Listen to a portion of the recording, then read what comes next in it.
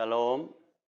잠언 3장 31절로 35절 말씀으로 9월 15일 좋은 아침 시작합니다.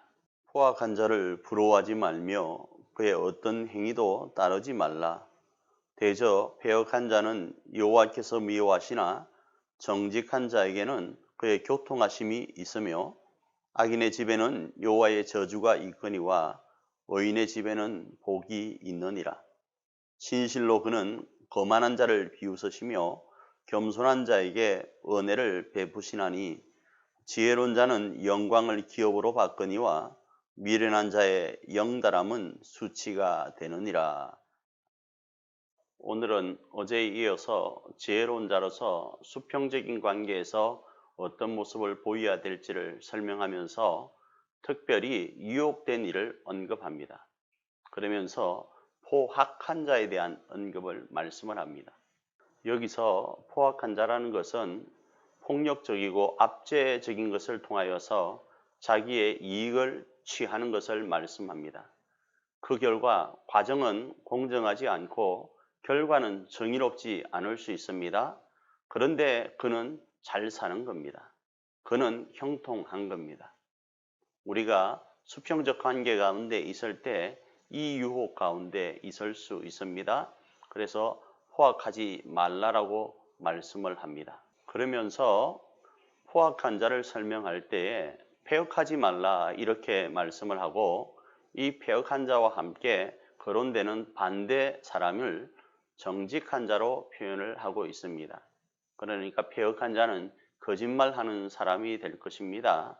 진리도 거스리고 여호와의 살아계심도 거짓으로 치부하고 하나님의 살아계심과 말씀하심에 대해서 거부하고 멸시하는 사람을 일컬을 것입니다. 이런 자들에게는 하나님의 미워하심이 있는데 이 미워하심을 정직한 자와 비교해 보면 하나님과의 교제가 없게 된다는 것을 말씀합니다. 그래서 정직한 자에게는 하나님께서 그들과 교제하시는데 가족처럼 의논하고 상의함을 말씀합니다. 욥기 29장 4절에서는 장막에 기름을 발라주시는 것으로 표현하고 아모스 3장 7절에서는 하나님께서 자신의 계획하심을 선지자에게 말하지 않고는 행하지 않는다라는 것으로 표현합니다.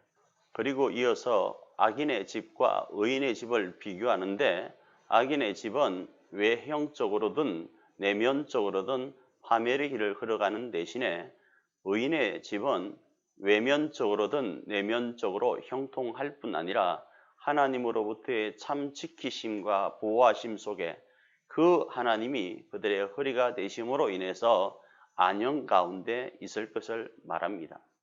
이어서 거만한 자와 겸손한 자를 설명합니다. 거만한 자는 무엇입니까? 교만한 자입니다. 하나님이 계심에도 하나님조차도 무시하는 사람. 그래서 하나님을 무시하니 사람을 얼마나 무시하겠습니까? 자기 중심적인 사람입니다. 자기만을 생각하는 사람입니다. 하나님의 필요를 요구치 않습니다. 그에 비해서 겸손한 자는 하나님을 간절히 찾고 찾는 사람입니다. 어제 말씀드린 것처럼 마땅히 받을 것으로 생각하고 하나님의 은혜 없이는 살 수 없다 고백하는 가난한 사람을 말씀합니다. 그러기에 하나님의 은혜는 누구의 몫이 되는가 하면 거만한 자의 몫이 아니라 바로 겸손한 자의 몫이라는 겁니다. 마땅히 받을 만한 자, 마땅히 받기를 요구하며 하나님 앞에 나아가는 가난한 심령을 하나님께서는 은혜 가운데 있게 하신다라는 것입니다. 다음으로 미련한 자와 지혜로운 자를 비교하는데 미련한 자의 수치는 높이 들린다라는 의미로 영달, 현달이라는 단어를 씁니다. 그래서 이 수치가 만방에 드러나게 된다라는 겁니다.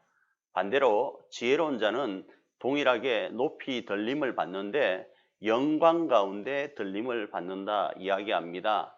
영광스러워진다라는 이야기입니다. 여기서의 영광은 최고의 인정과 존경의 대상이 된다라는 것입니다. 여기서의 영광은 바로 하나님의 자녀에게 주어지는 특권을 이야기합니다. 오늘 하루 하나님의 자녀로서 이러한 삶을 살아서 하나님의 영광과 우리의 삶의 거룩한 영광이 넘치는 하루이기를 축복합니다. 좋은 아침입니다.